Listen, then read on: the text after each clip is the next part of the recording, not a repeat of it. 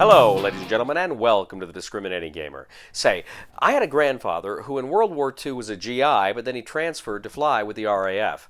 I guess that makes him a giraffe? Ladies and gentlemen, today we're going to go ahead and take a look at Undaunted Reinforcements, an expansion to Undaunted Normandy and Undaunted North Africa from Osprey Games.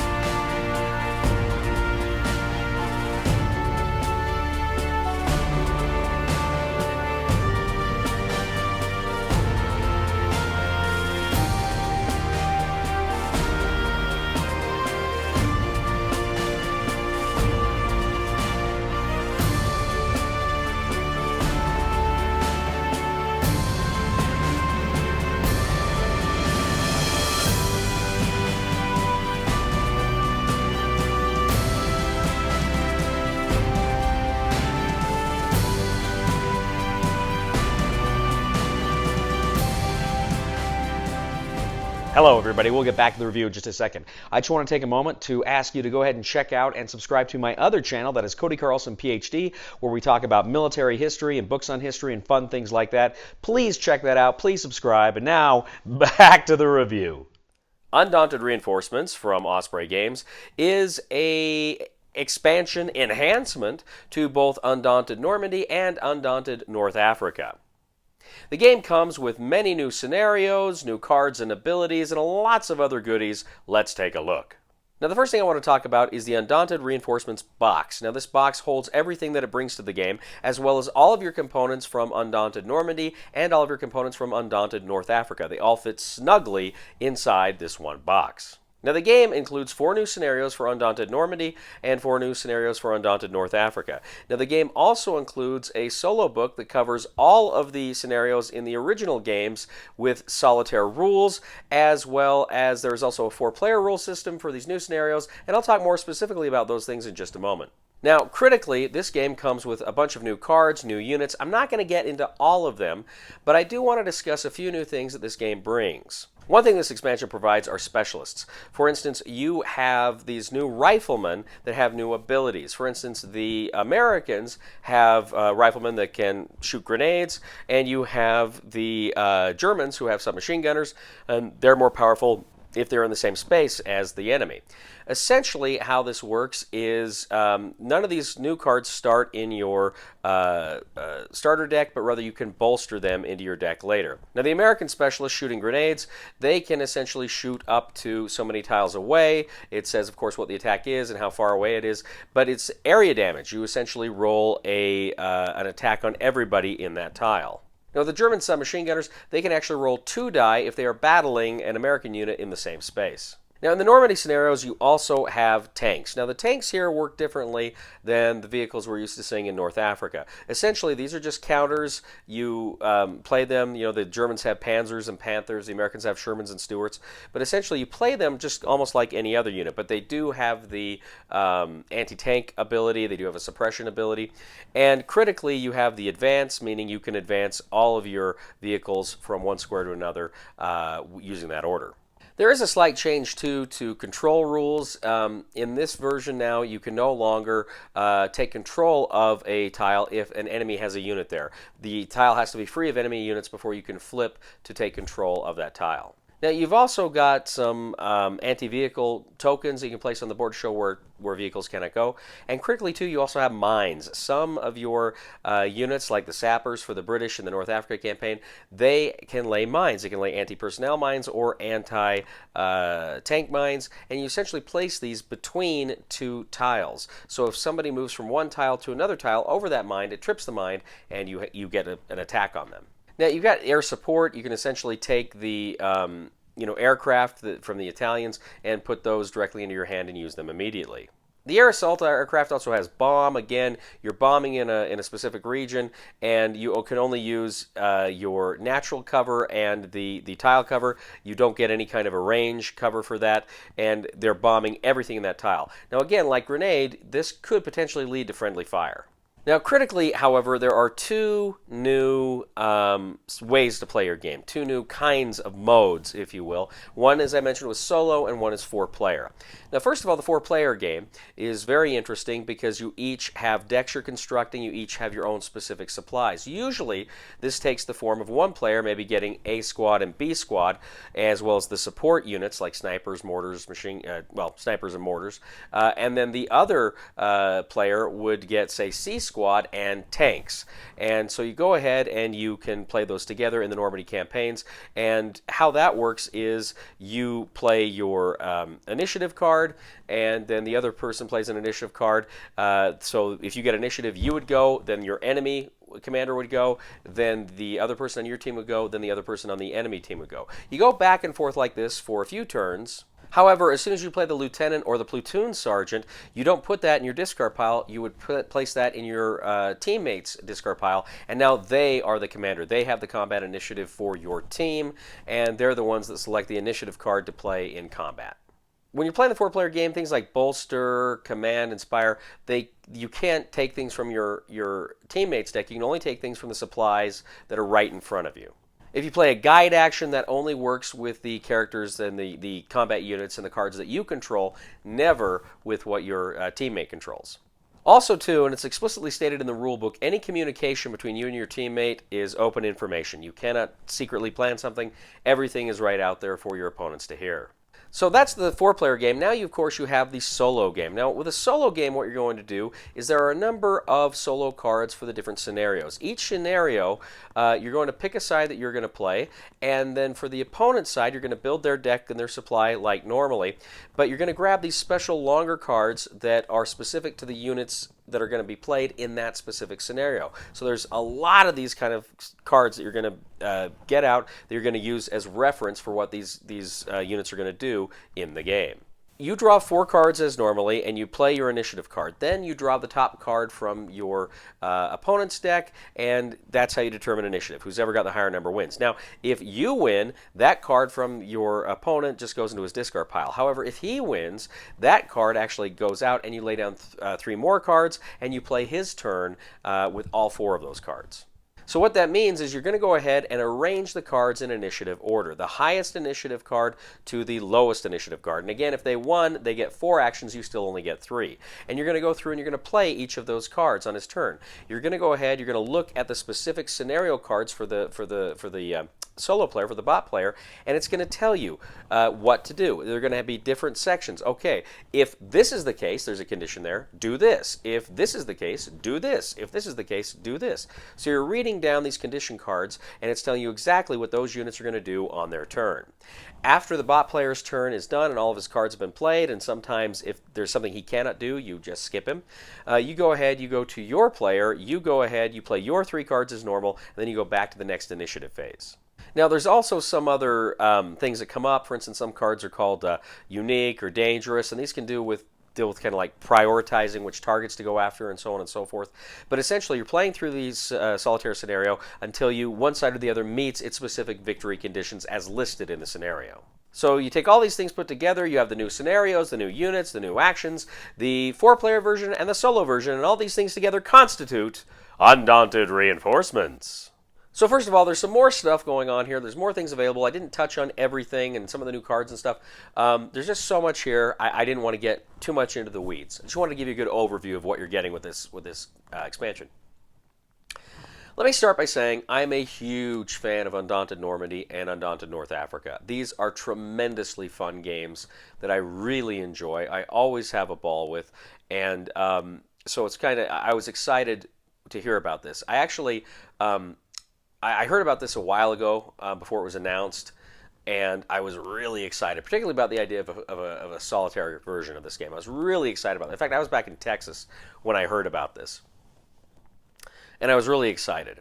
And I'm really looking forward to Undaunted Stalingrad, I believe it's called too. That should be a lot of fun. First thing too I want to say about this expansion is I freaking love the box. When I got the box, it's huge, and I'm like, well, more space. I got this box, I got the boxes for the others. I didn't realize you could fit everything into this box, so it actually saves space. And anytime you have an expansion or something like that where you can consolidate into one box, I'm for it.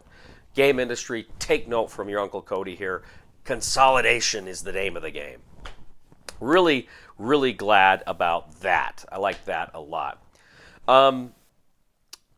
So first of all, some of the new actions are cool. I really like the specialists. I like the grenades, and I like the Germans just firing, getting more dice for firing in their own space. Really like that stuff. That's really a lot of fun. And some of the new cards that are coming out here are pretty cool. Like bomb on the Italian aircraft, like I say, it can completely ignore range rules. It makes it a lot easier, and you're targeting everything in a space. It can be devastating, but it's really, really cool. So I really like just the new rules, the new stuff. I love the tanks in the Normandy one. It's a lot simpler than the tank stuff in North Africa, which wasn't hard. I like the stuff in North Africa. I thought it was fun in North Africa. But here, I kind of like the simplicity with which they do it here in Normandy. It's a lot of fun to play with the tanks, and of course, more opportunities to suppress. And tanks are just fun. They're a lot of fun to play with. I really enjoyed playing with the tanks. Probably my favorite new units in the game are the tanks in Normandy. A lot of fun. So the scenarios, I haven't played all the scenarios that have come with this one. I don't think I played all the scenarios in the original games, but the scenarios I have played, I have really enjoyed. I've really gotten a kick out of. They're kind of fun and challenging and interesting, and they work really well with the new mechanics. So I really like the fact that you get more scenarios here as well. So the solitaire game. Again, this was probably the thing I'm looking forward to most with this expansion was the solitaire game. Now, I got to tell you right now, I'm going to be blunt. You've got all these big cards that tell you the rules for what your solitaire opponent is going to do. And frankly, I found going through those to be a little tedious. Not horrible, but I did find it being a little tedious looking, okay, I got to do this. Oh, I got to find this card. Okay. Oh, no, I got to find this card. Okay. Because you got a lot of these cards per scenario. And there's a lot of cards in general because the cards act differently in different scenarios. So the units act differently in different scenarios. So there's a lot of stuff there. So I did find that a little tedious. Generally, I think the solitaire system works well. I haven't played it as much as I'd like. I want to play more solitaire scenarios. Generally, I like it. I think it's fun. I'm not in love with it yet. I may really grow to be in love with it. I'm definitely going to be playing this more solitaire to kind of feel it out more and play it out more. And I think I could fall in love with it. I just haven't yet. My initial impression, first time I played through the solitaire, was, oh, okay, it's okay. And I think it's just because I built it up in my mind. And I didn't really take into account the tedium of it. And I was kind of hoping it would be a little more straightforward than it is, which is not to say it's overly complex or convoluted. I think I just had in my mind some kind of general idea that it was going to be a little sharper than it was. But how do you make it sharper? I had no idea. I don't know how you could make it better. I don't know how you could streamline it for what it is. So I may grow to love it in time. Right now, it's good, not great. Better than no solitaire scenario, certainly.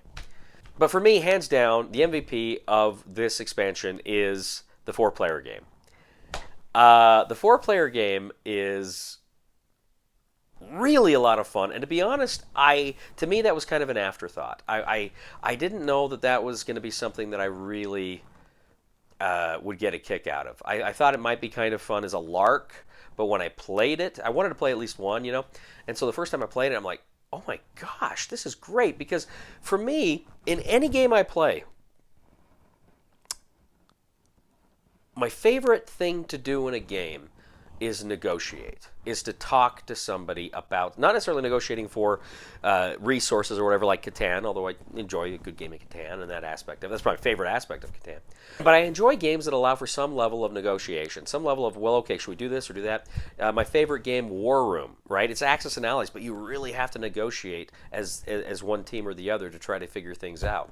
More so, I think, the Allies and the Axis, but nevertheless, I digress. But I really like negotiation in games, and you don't get that in a 2-player game.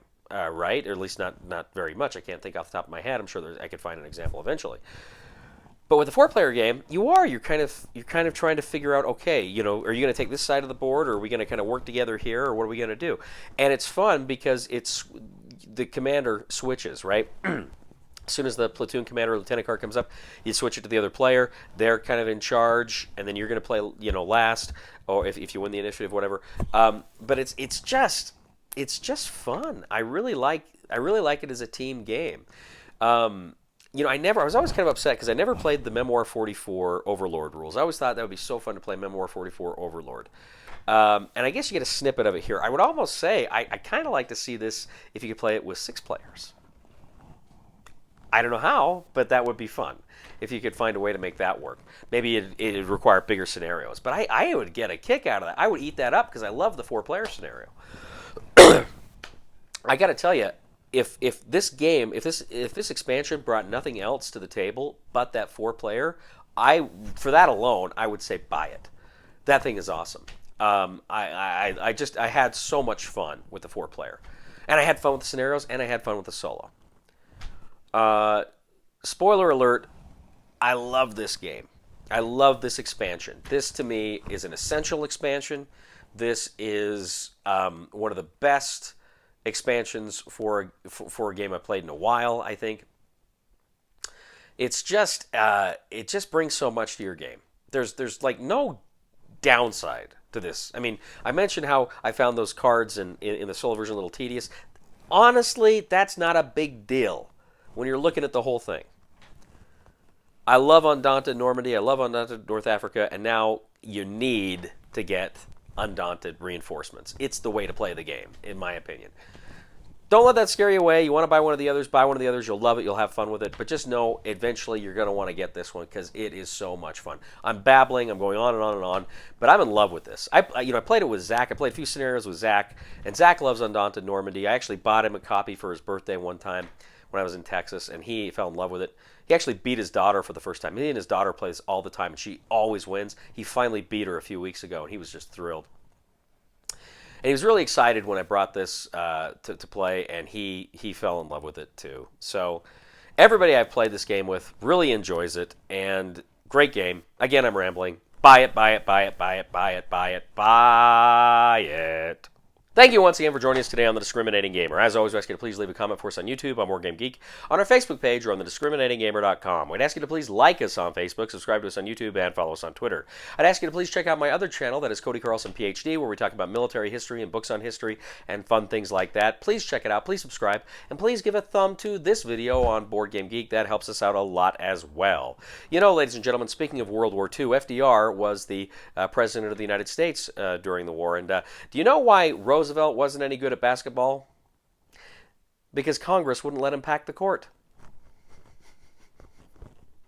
Please somebody help me on my feet again. And I don't know where I'm going, and I don't know where I've been. Please somebody help me on the solid ground. It's a long time, and I'll be dying. Once a year I wind up in the band. Now, the game boasts many different scenarios. How many? Well, let's find out.